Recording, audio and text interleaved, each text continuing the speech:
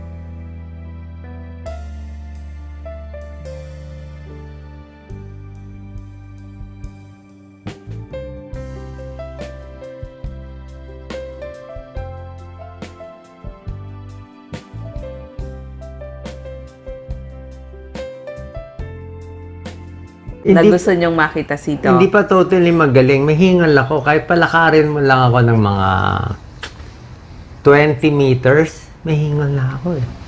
Salita lang nga, may hingal na ako. Paano nga, bugbog tayo sa chemo. Gusto natin palitin yung bukol. Diba? Nilalabanan ng katawan mo. Hirap ka pa matulog. Marami ka bang side effect. Pero walang choice eh. Doon kasi talaga ang para sa akin na maganda. Kaya sa atin, pag nabuhay pa ako, ipipilit natin yan sa Pilipinas, walang korupsyon, walang kalokohan. Sabi mo, Doc, ba't ka pa nag-iisip niyan?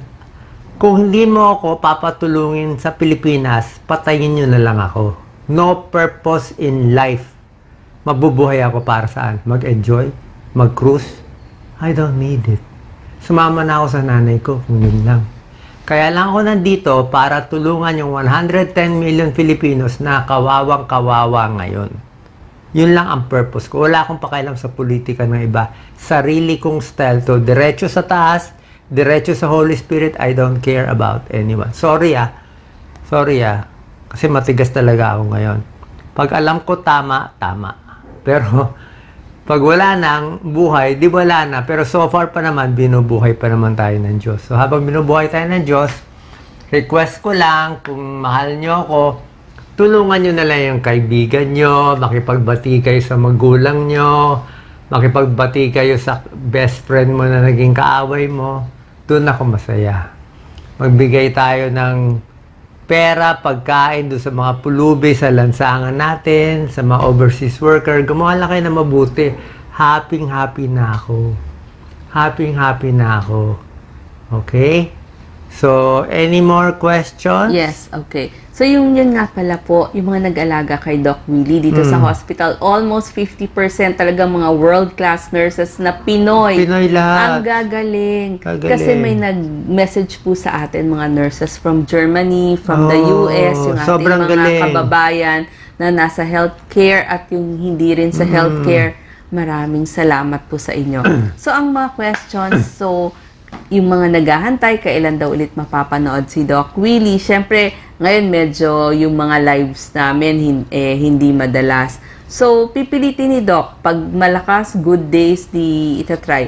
Ako naman po, pipilitin ko kasi parang yung journey namin, dati hindi ko gaanong natatouch yung cancer, paano mag-alaga ng mga cancer patients. At kung ikaw mismo yung cancer patient, pag may oras na po ako, I'll try to do that. Una-una, wala akong balak mag-content ng health. Baka si Doc Lisa, I have no more plans to content sa health.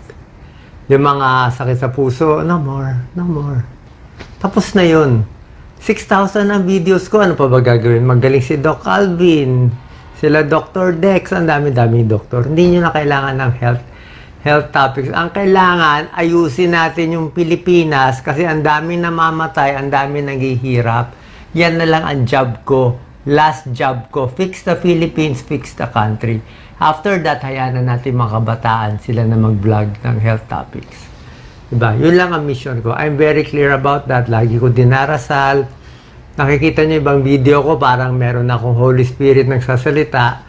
Hindi ko alam kung ano yun, pero sa tingin ko mabuti yun. Kasi lumilinaw na ang pag-iisip ko.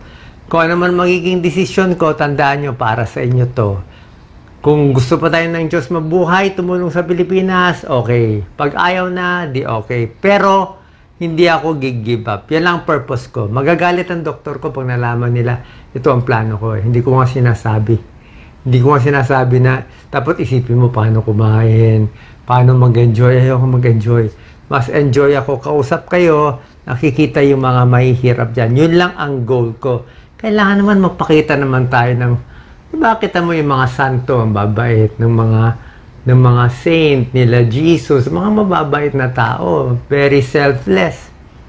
Eh tayo, konting pera lang, konting scam lang, konting fake news lang, kawawa naman yung kababayan natin. Paano tayo uunlad kung puro tayo ganyan, di ba?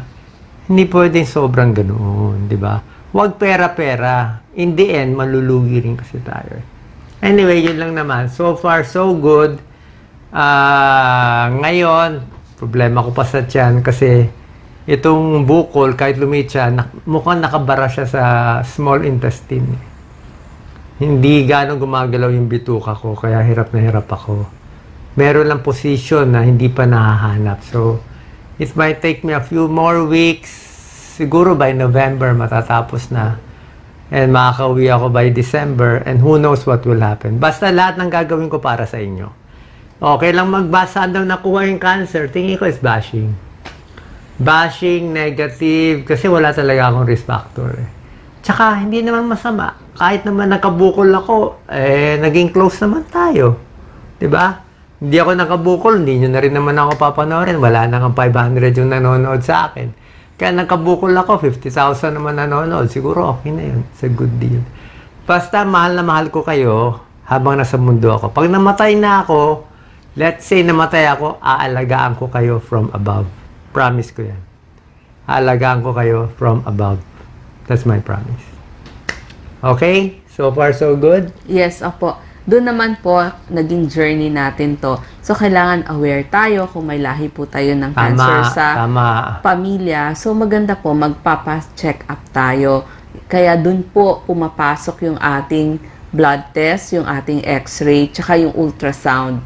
So, meron naman po mga basic na kailangan natin gawain kada taon. So, gawin po natin yon para maaga mahuli ang cancer or kahit anong sakit na nagsisimula sa ating katawan. Pag sa Pilipinas, basic CBC, X-ray. Pag sa ibang bansa, PET scan, POG.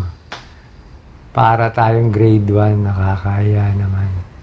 Tayo papayag ganun. Kaya nga ako pinunta dito, namulat na nga eh. Matagal na nga mainit ulo ko eh. Ngayon namulat pa lalo. Nako, my God. Unstoppable force tayo ngayon. Kasi nga eh, kayo, nakakaplano pa kayo ng next year, makakasama ko yung anak ko. Next year, mag-18th birthday. Ako, wala na akong plan. Ang plan ko lang next week, next month, mabuti kumabot ako ng next year. Yun lang ang plano ko. Kaya pag maiksi ang plano mo, mas mabilis ang speed. So, wag masyado mag-alala. Okay lang ako, isang tao lang ako. Itong 110 million, mas kailangan natin alagaan. Kung naman mangyari sa akin, maging mabait, huwag magloko, love, forgiveness, and compassion. Yan ang pinakamagandang may tutulong ko sa inyo. Okay? God bless po. Yes, sabihin ko lang, maging kind tayo sa bawat masasalubong natin. Tama. Kasi hindi natin alam, bawat isa sa atin may pinagdadaanan. So, show kindness. Baka kaya lang silang masama yung pakiramdam, meron palang nangyayari sa buhay nila. So, unawain po natin. Salamat sa lahat, salamat sa stars, pero hindi kayo kailangan magbigay ng stars. Hindi kailangan. Wala. You don't need to give me anything. I'm okay. tayo ang magbibigay. Ha? Marami pa akong gagawin, pinipray ko, baka hindi nyo maintindihan. Basta isipin nyo lang kung anong gagawin ko. Feeling ko ito, mission ko sa mundo at makakatulong sa Pilipinas at sa buong mundo. God bless. Thank you. Thank you. Salamat po.